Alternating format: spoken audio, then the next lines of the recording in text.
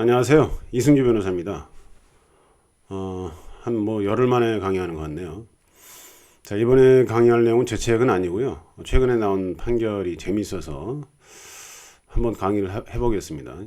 공시송달에 의한 공유물 분할 판결에 따라 원고가 공유물 전체를 처분한 사례. 자, 이런 내용인데, 저 그림 보시죠. 원고와 피고들이 이제 부동산을 저렇게 공유하고 있어요. 예를 들어서 저 부동산이 토지다.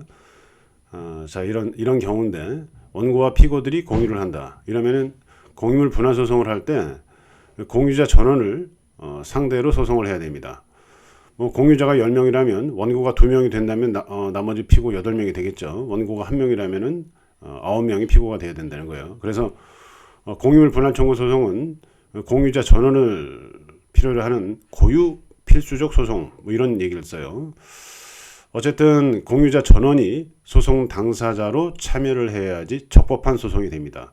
이 적법하지 않은 소송인 경우에는 문전박대라고 해가지고 각하 판결이 나옵니다. 소송을 다시 해야 돼요.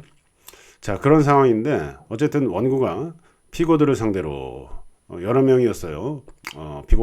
피고들을 상대로 공유물 분할 소송을 합니다. 그런데 피고가 그 소장을 받질 않아요. 그래서 공시송달로 진행이 됐고 판결문조차 받지 않아서 판결문도 공시송달로 진행이 됐습니다. 이러다 보니까 원고 입장에서는 소송에서 승소해서 이제 해결을 하는 건데, 원고가 소송을 어떻게 했냐면은 가액보상 방법으로 부동산을 내가 갖겠다 이런 거예요. 저 해당 부동산을 전부 내가 갖고 돈을 주겠다. 자, 이런 방식은 그 현물 분할의 일종으로 인정이 됩니다. 결국 피고가 아무 대응을 하지 않았기 때문에, 그 다음에 송달도 받지 않았기 때문에 받지 않은 건지 못 받은 건지 못 받았다고 봐야겠죠. 공시송달이라면 결국 원고가 4,800만 원을 주고 등기를 넘겨올 수 있는 이런 판결을 받은 거예요. 이 4,800만 원은 공탁을 하고 그 다음에 이제 원고가 공시송달도 송달이니까 아마 송달 증명원 떼고 그 다음에 그 송달 증명, 확정 증명 이런 거 떼가지고 아마 원고 이름으로 부동산 등기를 해버린 거죠, 아예. 그런 다음에 제3자한테 그 공유부동산이었던 그 부동산 원고가 된 거죠. 원고 것이 된 거죠. 그 부동산을 제3자한테 매각을 합니다. 자, 다 끝난 줄 알았어요, 원고는. 그런데 공시송달 판결 같은 경우에는 피고들이 추한 항소라는 걸 할 수 있습니다. 결국은 추한 항소의 요건을 갖춰서 항소를 한 거죠. 원고 입장에서는 송달 증명, 확정 증명 다 뗐는데 그게 이제 의미가 없어진 거죠. 공시송달 특유의 추한 항소 제도가 있기 때문에 항소 기간을 넘겨도 그 요건만 갖추면 피고가 항소를 할 수 있고 결국은 판결이 확정된 게 아니었던 거예요. 자, 이런 상황입니다.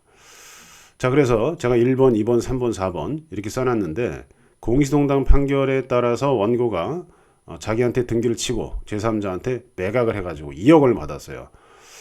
자신은 피고들 지분에 대해서 4,800만 주고 2억 원을 받았으니 많이 이익이 남았죠. 그 2억 원 중에 원고 지분도 있겠죠. 이런 건 당연한 건데. 자, 2억 원에 매도를 합니다. 그런데 피고들이 추한 항소를 했다고 그랬죠. 추한 항소를 하면서 반소를 해요. 반소를 하면서 매매대금 중에서 피고 지분을 달라. 자, 이런 소송을 합니다. 자, 이게 이제 어떻게 흘러갈까요? 공유물 분할 청구 소송은 공유 지분을 가진 사람들이 당사자가 돼야 되고 그 지분권자 전부가 소송 안으로 들어와야 됩니다. 자, 그런데 원고가 제3자한테 처분을 함으로써 자기 지분이 없어졌죠.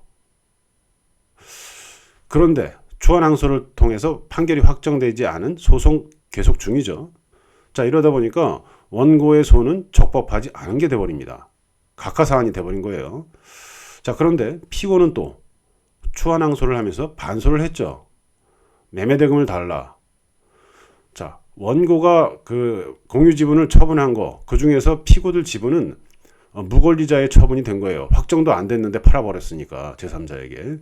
피고들 지분까지 팔아버렸으니까 이거는 무권리자 처분이 됩니다. 그런데 반소로 매매대금을 달라. 이러다 보니까 무권리자 처분 행위를 추인한 꼴이 됩니다. 피고가.